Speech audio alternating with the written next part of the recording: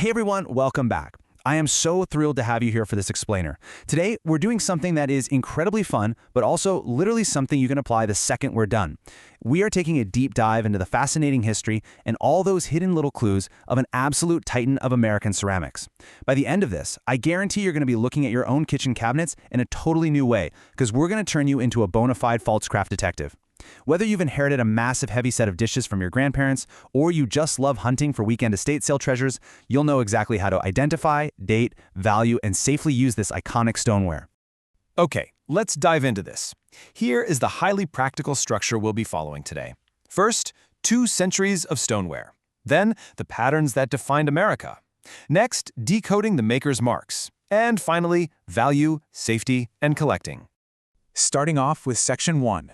2 centuries of stoneware, from farm crocks to the American table. You know, it's almost hard to wrap your head around just how far back this story goes. Early 1800s, the Pfaltzgraff family arrives in the U.S., settles on a 21-acre homestead down in Yorktowne, Pennsylvania, and sets up a simple potter's wheel. And they weren't making fine, delicate china for royalty, right? They were making essential, heavy-duty goods out of local clay to help their neighbors survive. I absolutely love this quote from the source material about Johann Georg Pfaltzgraff's early business model. It was dictated entirely by geographic constraints. His market radius was, literally, as far as you can get with a horse and a wagon and then get back home the same day. That was it.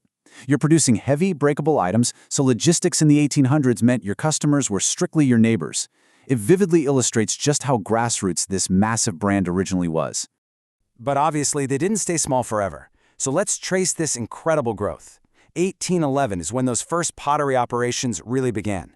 Then, fast forward to 1889, the Industrial Revolution is reshaping America, and brothers George and Henry partner up to mass-produce their wares. And their whole setup? It was incredibly resourceful. They used just 2 horses to mix the clay and ran 3 kilns. Simple, but effective. Jumping ahead, the 1960s saw massive expansion into the dinnerware we know today. And then finally, in 2005, the company was acquired by Lifetime Brands, which shifted production overseas to adapt to the global economy. And this brilliantly illustrates the company's sheer survival instinct over the years. Look at the contrast here. For its first century, Pfaltzgraff was all about purely utilitarian goods. We're talking animal feeders, red clay flower pots, heavy salt-glazed crocks for storing spirits and butter. But as the 20th century rolls around, refrigeration totally replaces crocks, plus they're facing intense competition from European and Japanese ceramic makers. So, what did they do? Well, they evolved. They shifted their massive production capabilities entirely into household dinnerware, giving us those mid-century coordinated sets, bakeware, and lifestyle lines. Moving right along to Section 2, patterns that defined America, the designs that built a brand. As they transitioned into the dinnerware business, they started commissioning freelance designers to create fresh aesthetics for the modern home, specifically targeting department stores. Look at these iconic releases. You've got the clean lines of Heritage in 1963, Yorktowne in 67, Village in 76, the ridiculously popular Folk Art in 1980, and Heirloom in 84. These exact patterns pretty much defined casual American dining for generations. Oh, and we definitely can't skip Winterberry from 1991. That one became a best-selling holiday line for over 2 decades. Families would pull those pieces out year after year, completely embedding the brand into their holiday traditions. Now, what's really interesting about this slide is the Yorktowne pattern. If you picture a Pfaltzgraff dish in your mind right now, it's probably this one. It was a massive bestseller designed in 1967 by artist Mary Jane Winans. It features this gorgeous hand-painted blue floral motif, kind of like a sweeping tulip set against a soft gray stoneware. It was heavily inspired by Pennsylvania Dutch folk art, and it just perfectly balanced the rustic with the refined. It's still a massive favorite among collectors today. All right, Section 3. Decoding the maker's marks, secrets hidden on the bottom of the plate. I want you to literally get ready to flip your plate over for this part. Because here's the big question. How do you know what you actually own? Is it from the 70s? The 90s? Was it made in Pennsylvania or somewhere else? You can't always tell just by looking at the pattern on the front, since the most popular ones were made for decades. The answer is actually staring right at you from the underside. You need to find the back stamp.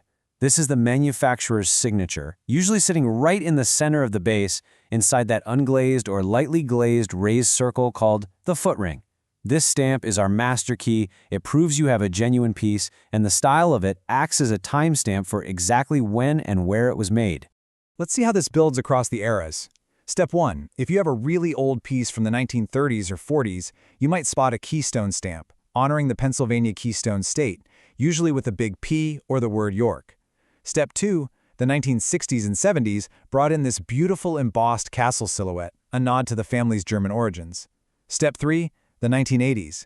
This is when you see very clear stamps boldly saying Pfaltzgraff USA. And finally, Step 4. Post-1990s imported marks. These are crisply printed and explicitly state the country of origin, like China or Mexico. But what if that mark is totally faded from 1,000 dishwasher cycles? Or maybe a thick pool of glaze covers it entirely? Well, you use your other senses. Feel the weight. Genuine Pfaltzgraff stoneware is dense. It is significantly heavier and thicker than its competitors.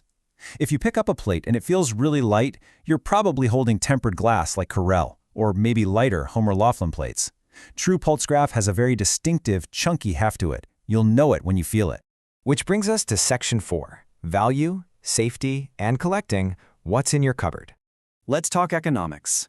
When it comes to the secondary market, the location of manufacturing is really the great divider here. USA-made pieces, the ones produced prior to the 1990s, are highly desirable to collectors. On the flip side, the imported pieces produced from the 1990s onward, even though they feature the exact same designs, generally see a secondary market value that's about 30 to 50% lower. The market simply places a premium on those older, domestically manufactured items that represent the original in-house craftsmanship. So, the crucial point is knowing what actually drives the top value. Condition is king, obviously. Chips and cracks destroy value. But assuming pristine condition, collectors are fiercely hunting for the large, bulky serveware. We're talking large-lidded casseroles, oversized mixing bowls, tall crocks, and pitchers. Also, complete 8-piece sets fetch top dollar, as do rare, discontinued patterns with really brief production runs. A standard dinner plate is easy to find, but a massive, flawless Yorktowne soup tureen, that is the real jackpot. But hey, we absolutely have to address safety here, because you're likely eating off these plates. Before strict modern regulations, ceramic glazes, especially those brightly colored reds, oranges, and yellows, often contained lead compounds to get that vibrant finish.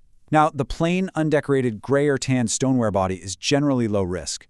But if you have older, pre-1990s pieces with heavy, bright painted decorations, you really should test those specific surfaces for lead before using them for everyday meals. It's super easy to do, and safety always comes first. And that leaves us with this final thought. What hidden history is sitting inside your kitchen cabinets right now? You've got the tools, the timeline, and the knowledge to look at that heavy stoneware serving bowl, not just as a dish, but as a genuine piece of industrial history. So go flip your plates, find those castles and keystones, feel the weight of the clay, and see what stories your kitchen is waiting to tell you. Thanks so much for joining me for this explainer, and happy hunting.